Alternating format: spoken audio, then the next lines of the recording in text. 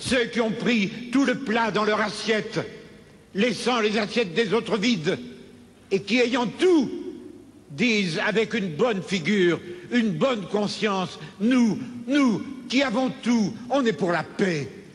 Je sais que je dois leur crier à ceux-là, les premiers violents, les provocateurs de toute violence, c'est vous. Et quand le soir, dans vos belles maisons, vous allez embrasser vos petits-enfants, avec votre bonne conscience, au regard de Dieu, vous avez probablement plus de sang sur vos mains d'inconscients que n'en aura jamais le désespéré qui a pris des armes pour essayer de sortir de son désespoir. SOS d'un poète, le canon noir. Je me sens transpercé quand mes frères pensent que la magie, considérée comme un venin pour certains, peut faire fleurir un pays. Si tel en était le cas, ils ne seront pas là, les héritiers du Bénin. Demain, c'est aujourd'hui, ainsi pensent les enfants du destin. Dans ce monde, il existe des spécialistes en antidotes pour les épidémies. Pourtant, depuis des siècles, ils ignorent l'antidote corsé pour la famine. Vivre sans espérer, c'est tragique. Espérer sans vivre est agonique. L'azermie nous enchaîne et nous rend paraplégiques. Tuer le temps est impossible, car c'est le temps qui nous tue. Fuir le présent est incompréhensible, car c'est le stratum du futur. Les repos portaient toujours le manteau du virus, car à l'envers, ça donne survie et vie sûre. Quand le présent est incertain, à quoi rimera le futur? Voler sans prendre de l'élan est impossible, c'est comme haïr la voix de Mi-Soleil Tafa. Les faux espoirs tuent la vie, comme un baobab factice qu'ombrage Youssoufa. Souvent, quand on vit seulement debout, on oublie et on ignore l'existence des autres à genoux. Nos leaders politiques nous salissent afin d'embellir leur sien. Ils sont 1000 fois plus barbares que les riflards des Badlands. Je suis qu'un poète qui ne parle pas mais qui dit tout avec de l'encre. Sur mon rivage sablé, le navire de l'amertume jette son encre. Tout citoyen désirant embrasser la politique pour un meilleur lendemain doivent tirer des tiroirs les titres sous-titrés des écrits d'Anténor Firmin. Perchés sur le palmier caribéen, les puissants nous perçoivent comme des bétails humains. Pas de respiration quand sur le cou court le souffle du loup. N'essaie jamais de vivre en charognerie, car sous les cieux planent les vautours. Des cœurs saignants pleurent à nos portes, comme les Romains aux battants carthaginois. C'est aberrant quand la négrophobie traîne encore sur cette terre. Nous sommes fatigués à compter des cadavres comme dans la chute du faucon noir. Quel paradoxe quand les puissants veulent la paix par la guerre. Notre esprit est tenté par le mal, comme le manoir de Winchester. Les pulsions ont trop de place que devrait avoir la raison. Nos rêves sont amorphes, car l'aujourd'hui est sombre. Par notre faute, pleure notre maison commune. La prostitution intellectuelle est cancérigène, comme une plume frappée d'un rhume. Quand le silence se tait face au mal qui construit son empire, des plumes prêtent leurs encres à l'espérance au lieu d'écrire. Et quand la misère tue l'espoir et supprime des sourires, le poète décrit la vie car les mots suggèrent avec des blessures qui s'empirent.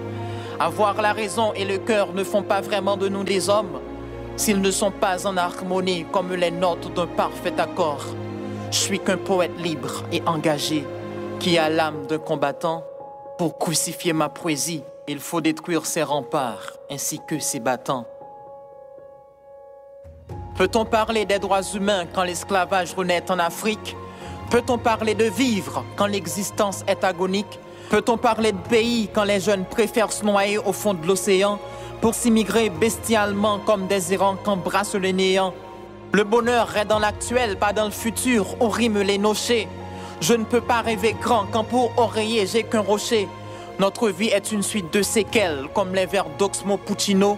C'est un lambeau taché de sang où des mots côtoient des mots. Ça craint quand le mal est acclamé comme le requiem de Lino. Emancipate yourself from mental slavery, nous conseille Bob. Sur ma patrie, au sommet chauve, la zermie s'inscrit en gras avec un ibar italique. On patiente tous un changement comme le retour messianique. Où est passé notre humanisme qui vacille dans l'écriture de Fatou Diom? Pour survivre, beaucoup de mes frères traînent jusqu'à tordre les chines, car leurs souffrances sont immenses comme la muraille de Chine. C'est affreux de voir des prisonniers entassés comme les frères d'Afrique à bord du négrier. À quoi rime l'éducation quand on exporte nos neurones vers d'autres ports plus fortifiés? La souffrance pousse mes sœurs sans espérance à se livrer au bras du proxénétisme. Des pseudo-révolutionnaires, des gangsters partout à martyr sang sont tous les fils du système de Vance, le penseur armé par la politique nerguissant. Est-ce qu'ils nous attendent à plager les femmes face à ces crises? C'est écœurant quand le corps féminin est plus apprécié que sa matière grise. C'est inhumain quand les enfants sont devenus orphelins par la rage de la guerre à tort. C'est horrifiant de voir les ghettos en sang. Sur l'île des fatalistes, un Haïtien n'a pas peur de mourir, car quotidiennement il affronte la mort. La lucha sigue, silencer le silence est aberrant et nauséabond, quand j'assiste à la fin de leur monde et non du monde. Ceux qu'ils appellent nègres sont des aigles de l'or de sang et du diamant noir. Comme le peuple d'Israël, nous avons eu notre Moïse, la Moïse du peuple noir. La misère sur cette terre prospère et persévère, quel calvaire sévère. Sévère pervers renversant mortel, perfide, amer, perdure se coopère avec l'amertume extrême pour en faire un enfer austère et sanguinaire. Avec ses lettres, elle nous transperce et nous déverse dans ses averses mortuaires. Derrière les couleurs assombries du bicolore se cachent les ennemis d'Haïti. Au lieu de s'unir, on se sert du verbe de Dieu pour se désunir. Mes mots sont tranchants parce qu'ils proviennent d'un cœur brisé.